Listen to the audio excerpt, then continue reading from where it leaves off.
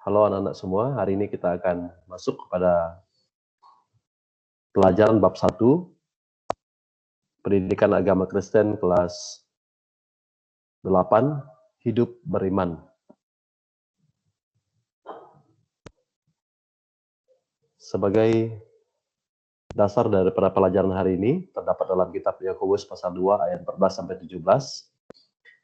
Demikian bunyi firman Tuhan, apakah gunanya, saudara-saudaraku, jika seorang mengatakan bahwa ia mempunyai iman, padahal ia tidak mempunyai perbuatan?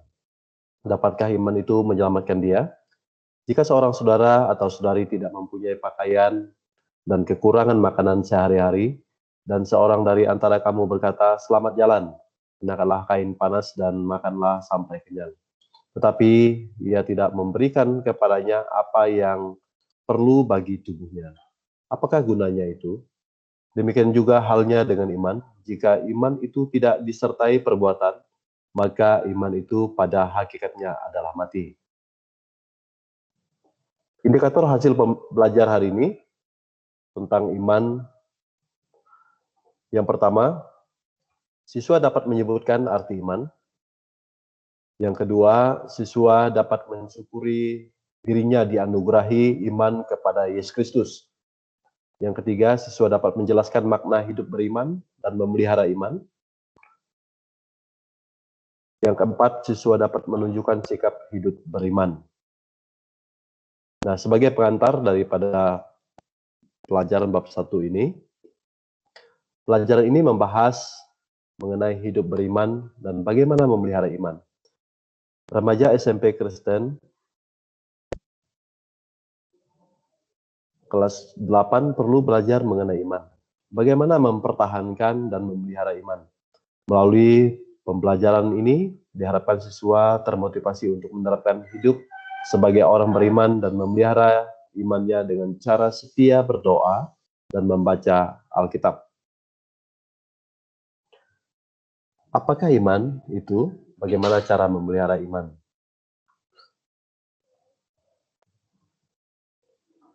Yang pertama, apakah iman itu? Kata iman dalam perjanjian lama, bahasa Ibrani dari kata aman, berarti berpegang teguh. Yang kedua, beriman berarti berpegang teguh pada keyakinan yang dimiliki sesuatu hal karena hal itu dapat dipercayai dan dapat diandalkan. Yang ketiga, iman selalu berkaitan dengan percaya. Yang keempat, kata pengharapan juga tidak terlepas dari iman kepada Tuhan. 5, iman membangkitkan pengharapan sekaligus mendorong seseorang untuk mewujudkan pengharapan itu. Yang keenam, pengertian iman dalam perjanjian baru terdapat dalam kitab Ibrani pasal 11 ayat 1. Iman adalah dasar dari segala sesuatu yang kita harapkan dan bukti dari segala sesuatu yang tidak kita lihat. Jadi iman dalam perjanjian baru terdapat dalam kitab Ibrani pasal 11 ayat 1 dapat disimpulkan bahwa iman adalah jaminan atas dasar segala sesuatu yang kita harapkan dan bukti dari sesuatu yang tidak kita lihat. Iman, kepercayaan itu akan terlihat dalam perbuatan. Iman percaya itu dapat melihat dan meyakini sesuatu hal yang belum kita lihat. Misalnya, kepercayaan tentang Yesus Kristus yang tidak pernah kamu lihat secara fisik, namun kamu percaya padanya berdasarkan kesaksian Alkitab. Jadi, ketika hidup kita beriman, seringkali orang mencari bukti sesuatu yang dapat dipercayai. Tetapi sebaliknya, pengertian dari iman dalam Ibrani pasal 11 ayat 1 ini adalah bahwa yang dikatakan iman itu adalah segala sesuatu yang diharapkan dan bukti dari sesuatu yang tidak kita lihat. Jadi yang selanjutnya, iman merupakan anugerah Allah bagi orang percaya dan berharap padanya serta melakukan kehendaknya. Jadi iman itu adalah anugerah. Apa itu anugerah? Anugerah itu adalah pemberian Allah secara cuma-cuma kepada orang yang percaya, yang berharap kepada Yesus ya, menurut atau melakukan kehendaknya. Jadi beriman artinya mengamini janji-janji Allah di dalam Yesus Kristus dengan segenap hati, akal budi, dan perbuatan. Ini adalah sebagian kesimpulan daripada apa itu iman. Nah, selanjutnya,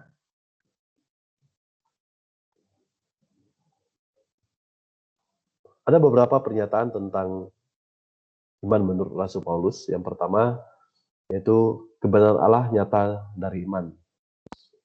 Jika manusia tidak beriman, mana mungkin membangun hubungan yang erat dengan Allah. Jadi iman itulah yang membuat kita bisa menjalin hubungan yang erat dengan Allah atau hubungan intim dengan Allah. Ketika anak-anak berkata bahwa saya memiliki iman tetapi tidak memiliki hubungan yang intim dengan Allah, maka iman itu adalah sia-sia ya. Sehingga iman itu harus didasarkan kepada percaya kita kepada Tuhan. Iman merupakan anugerah bagi orang percaya, namun anugerah itu hanya dapat diberikan bagi orang yang benar-benar membuka hatinya untuk Allah. Artinya ketika kita percaya dan terima Yesus, maka kita akan memiliki iman yang kokoh di dalam Tuhan. Kesulitan yang dialami orang percaya merupakan ujian iman. Ini salah satu contoh daripada di dalam Alkitab Perjanjian Lama. Kalau kita melihat di dalam kitab Ayub, ini cerita tentang seorang yang bernama Ayub.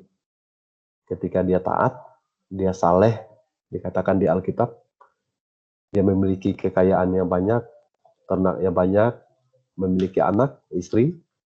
Disitulah dia mulai diuji imannya. Apakah dia sungguh-sungguh percaya kepada Tuhan atau tidak?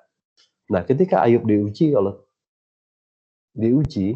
imannya, maka ternaknya semua habis, mati, anaknya meninggal, dan sampai kemudian dia diberikan satu penyakit, yaitu penyakit marah. Dan ketika dia mengalami semuanya itu, bahkan istrinya sendiri berkata, kutukilah Allahmu itu. Disitulah iman Ayub akan dilihat, apakah dia tetap beriman atau tidak. Dan kalau kita melihat dari cerita itu, maka di akhir daripada pasal dalam kitab Ayub itu di sana dikatakan bahwa Ayub tetap percaya dan beriman kepada Allah sehingga harta bendanya dikembalikan 2 kali lipat oleh Allah.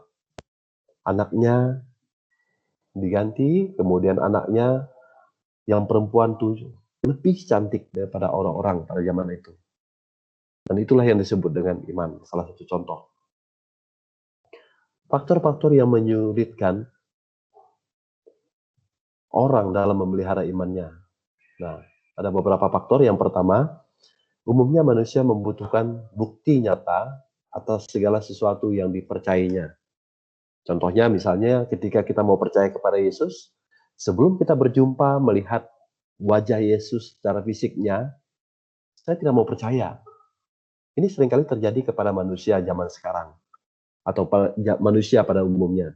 Seringkali orang membutuhkan bukti nyata, bukti real atau yang dapat dilihat, yang bisa dipegang, bisa diraba dan sebagainya, baru dia bisa percaya. Yang kedua, hidup menyajikan 2 pilihan kepada kita, bersandar kepada Allah atau kepada diri sendiri. Ini juga menjadi dilema bagi orang percaya, termasuk pada siswa. Seringkali kita dihadapkan kepada 2 pilihan ini, bersandar kepada Allah, tetapi saya belum pernah berjumpa dengan Allah, belum pernah melihat Allah. Ya lebih baik saya mengandalkan diri saya sendiri. Kemudian yang ketiga, Ibrani pasal 11 ayat 6, di sana dikatakan bahwa tetapi tanpa iman tidak mungkin orang berkenan kepada Allah. Jadi iman itulah yang membuat orang itu bisa sekali lagi bergaul, kemudian memiliki hubungan intim dengan Allah. Sebab barang siapa berpaling kepada Allah, ia harus percaya bahwa Allah ada dan bahwa Allah memberikan upah kepada orang yang sungguh-sungguh mencari Dia. Kalau ditanya apa upah itu, tentu satu janji Allah ketika kita percaya dan terima Yesus, yaitu kita memiliki mahkota kehidupan yang Tuhan janjikan, yaitu keselamatan. Iman adalah alat komunikasi dan sarana penghubung antara manusia dengan Allah. Tanpa kita memiliki iman, tidak mungkin bisa berkomunikasi dengan Allah atau berhubungan intim dengan Allah. Selanjutnya, contoh orang-orang yang beriman dalam Alkitab antara lain, di dalam Alkitab tentu banyak orang-orang yang memiliki iman ya. Lebih daripada 4 orang yang di buku paketmu, atau 4 orang yang Bapak berikan contoh hari ini. Tetapi kita akan belajar ada 4 tokoh Alkitab yang dikatakan beriman. Yang pertama yaitu Nuh. Ketika Nuh diperintahkan oleh Allah untuk membuat bahtera, itu banyak sekali cercaan, olokan, ejekan, hinaan orang. Mungkin ada yang berkata, Nuh ini sudah pikun. Mana mungkin dia bisa membuat bahtera sebesar ini? Untuk apa dia buat bahtera? Ya. Tetapi Nuh tidak menghiraukan apa yang menjadi olokan atau ejekan orang. Dan dia tetap taat, dia tetap melakukan perintah Tuhan, persis seperti apa yang Tuhan perintahkan kepadanya. Sehingga Nuh itu membuat bahtera, dan pada akhirnya bahtera itu selesai, dan Tuhan menurunkan hujan yang mendatangkan air bah. Dan ketika air bah itu datang, maka Nuh dan keluarganya akan diselamatkan. Ada Nuh istri, ada 3 anaknya, Sem, Ham, dan Yafet, 3 menantunya. Kemudian Nuh juga mengambil sepasang-sepasang daripada binatang yang ada. Dan selebihnya semua dimusnahkan dengan air bah itu. Inilah bukti iman Nuh kepada Allah. Dia taat kepada Allah, dia melakukan persis seperti apa yang Allah perintahkan kepadanya. Yang kedua yaitu Abraham. Ada beberapa cerita tentang Abraham ini, sehingga dia dijuluki oleh orang yaitu bapak orang beriman atau bapak orang percaya. Yang pertama, yaitu ketika Abraham diperintahkan oleh Allah untuk pergi ke satu negeri atau ke satu tempat yang belum pernah dia ketahui. Dia harus meninggalkan kampung halamannya, meninggalkan harta bendanya, kemudian dia pergi ke tempat yang belum dia ketahui. Tetapi dalam cerita itu bahwa Abraham tidak bersungut-sungut kepada Allah. Dia melakukan seperti apa yang diperintahkan oleh Allah. Yang kedua, ketika Abraham disuruh mempersembahkan anaknya yang anak perjanjian yaitu Ishak. Dia menantikan anaknya itu sudah puluhan tahun. Istrinya menantikan anak itu sudah puluhan tahun.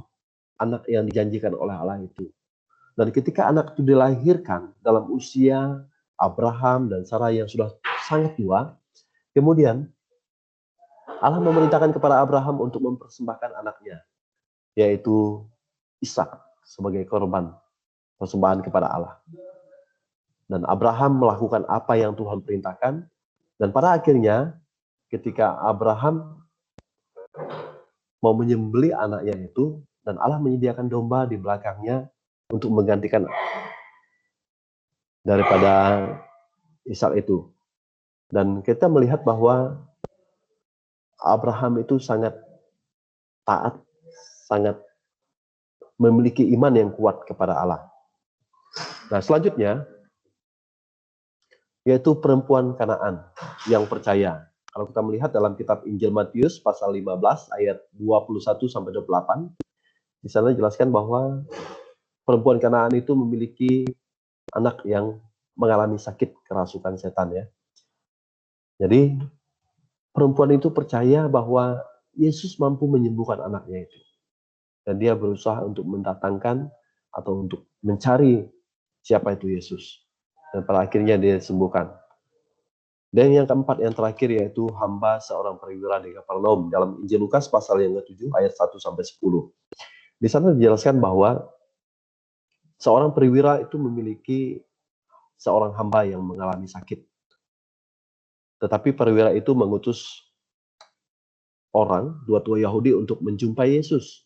Tetapi ada satu pesan yang disampaikan oleh perwira itu, bahwa Yesus tidak perlu datang ke rumahnya, dan dia cukup mengatakan sepatah kata, yaitu kata sembuh. maka hambaku akan sembuh. Dan hal itu juga disampaikan oleh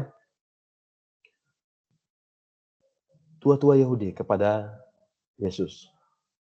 Dan terjadilah seperti apa yang diimani oleh perwira itu. Dan hambanya sembuh. Itu disebut dengan penyembuhan jarak jauh. Ciri-ciri orang yang memelihara iman. Ada beberapa ciri-ciri orang yang memelihara iman. Yang pertama yaitu bijaksana dalam memposisikan diri di tengah-tengah krisis yang sedang dihadapi. Ini satu cerita yaitu dalam kitab Daniel pasal 1 ayat 8. Cerita seorang yang bernama, ada 3 orang yang bernama Sadrak, Mesak, dan Abednego yang memiliki iman bahwa pembuangan yang dialaminya memiliki dimensi pengajaran. Jadi mereka meyakini bahwa ketika mereka berhadapan dengan satu krisis, satu masalah dalam hidupnya, tidak membuat mereka menyerah, sekalipun ancaman maut atau kematian yang mereka akan alami. Dan apa yang terjadi ketika mereka dilempar ke dalam api yang menyala-nyala, Allah hadir di tengah mereka, dan mereka selamat. Mereka tidak terbakar sedikit pun.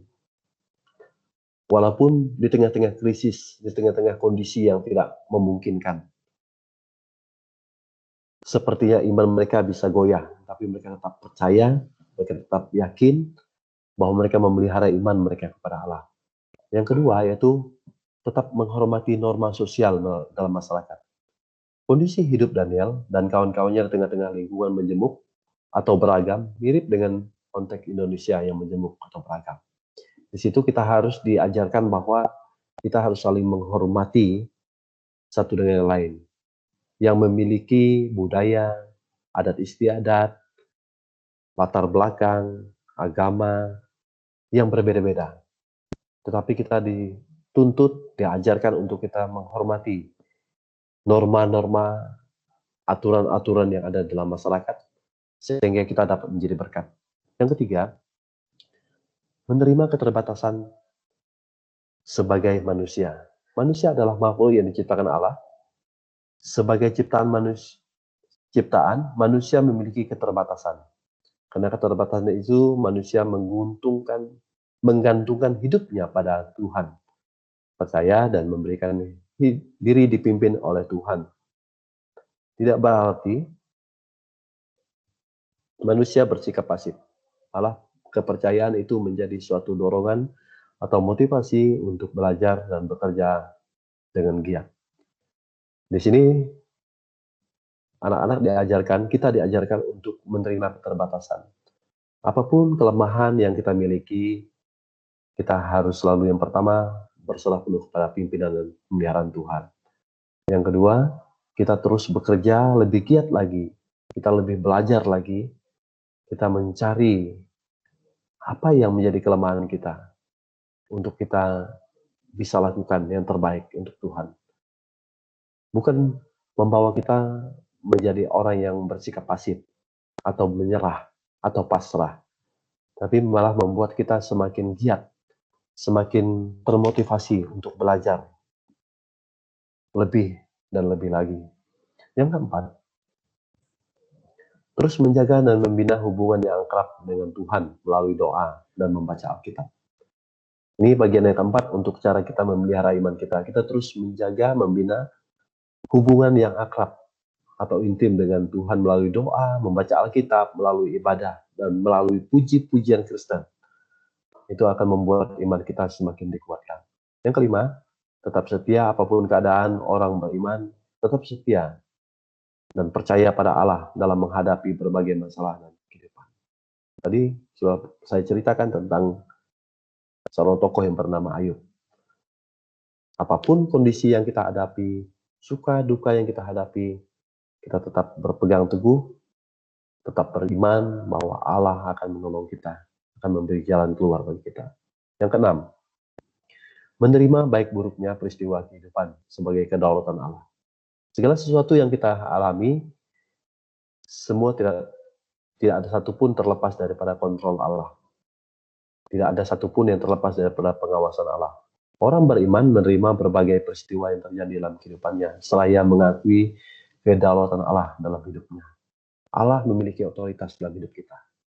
Apapun yang terjadi, Tuhan tahu, Tuhan mengetahuinya, dan Tuhan akan memampukan kita untuk menghadapi atau melewati masalah. Dan sebagai kesimpulan pelajaran kita hari ini, yang pertama, beriman berarti berpegang teguh pada keyakinan yang dimiliki. Yang kedua, belajarlah dari tokoh-tokoh Alkitab yang tetap beriman kepada Allah sampai akhir hidupnya. Ada banyak tokoh-tokoh Alkitab yang mengajarkan pada kita bagaimana hal yang mereka hadapi. Salah satu contoh yaitu Rasul Paulus. Ketika dia mengikuti Yesus, ketika dia melayani Tuhan, ada banyak tantangan yang dihadapi. Ada banyak kesulitan, ada banyak kendala, tapi tidak membuat iman daripada Rasul Paulus untuk goyah. Dia tetap percaya sampai kepada akhir hidupnya.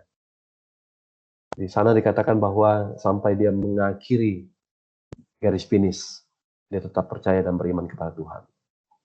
Yang ketiga, sikap hidup orang beriman harus selalu dilaksanakan, baik secara kepada sesama maupun kepada Allah.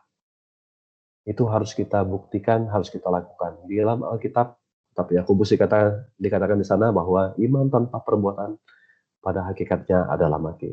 Oleh sebab itu, anak-anak semua, kita semua diajarkan untuk kita terus melakukan perintah persis seperti apa yang Tuhan mau dalam kehidupan kita. Persis seperti apa yang diperintahkan oleh firman Tuhan dalam Alkitab kepada kita. Kita melakukan segala sesuatu seperti untuk Tuhan dan bukan untuk manusia. Terima kasih. Inilah pelajaran kita hari ini. Dan kita akan lanjutkan pelajaran kita pada pertemuan selanjutnya. Mari kita berdoa. Bapa kami di surga, Bapa yang kami puji, kami muliakan dalam nama Yesus Kristus. Kami bersyukur Bapa untuk pertemuan hari ini, kami dapat kembali belajar untuk firman Tuhan hari ini. Kami belajar dari tokoh-tokoh Alkitab yang beriman, agar hidup kami terus bersandar penuh kepada tangan dan pimpinan Tuhan. Di dalam nama Yesus kami berdoa. Amin.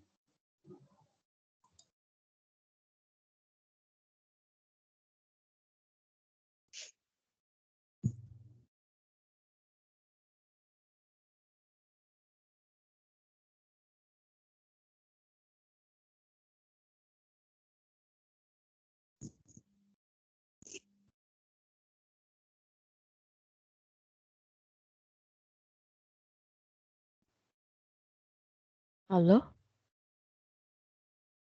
Ya, halo. Pak, Permisi. Halo. Pak, Tiba-tiba sepi. Permisi. Halo. Nggak tahu Bapak disconnect. Sinyal Bapak hilang. Oh, ya aku mau nanya di tugas tak, Bang? tunggu dulu. Sama. Tunggu dulu. Tunggu. Sabar. Ah, Lagi Apa aja direkod. tuh?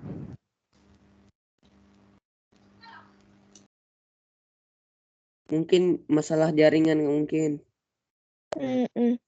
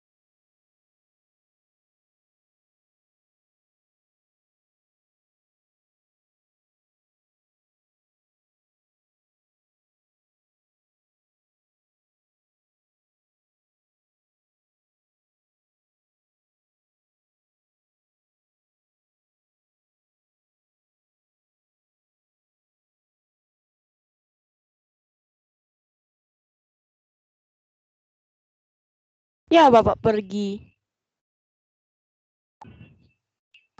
Berarti kita pergi. Lah, Bapak belum kasih tahu. Di PC.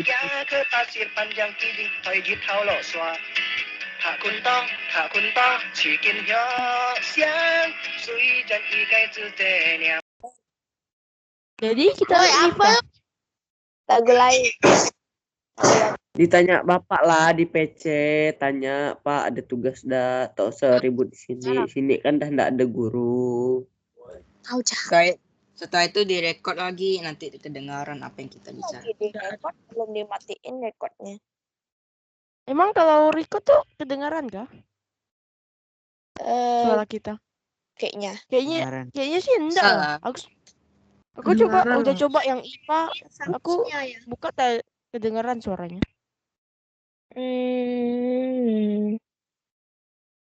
Lagu lain weh.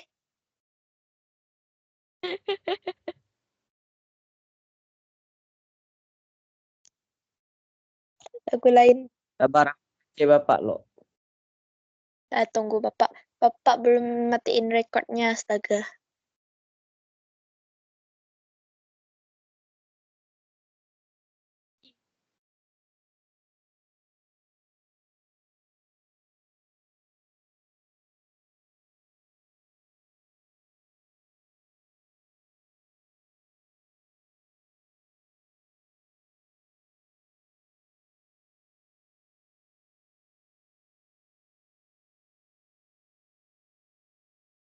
Weh, nggak bisa buka.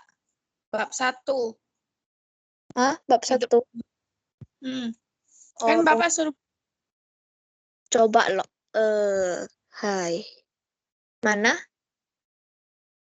Bab 1. Oh, Bab 1 kosong kok. tunggu. Lihat dulu. More file, no data found. Nggak ada. Di tulisannya bapak menyaji. Nah, Kosong. tapi Nggak Bapak kosong. Iya, disuruhnya ke situ tapi tak ada apa-apa. Kosong, no data found, dan start a new conversation gitu ya. Welcome to the class gitu. Ah, iya. Oke. Rekornya masih nyala. Oke, silakan anak-anak nanti kerjakan bagi yang remedial. Ada kah, Pak?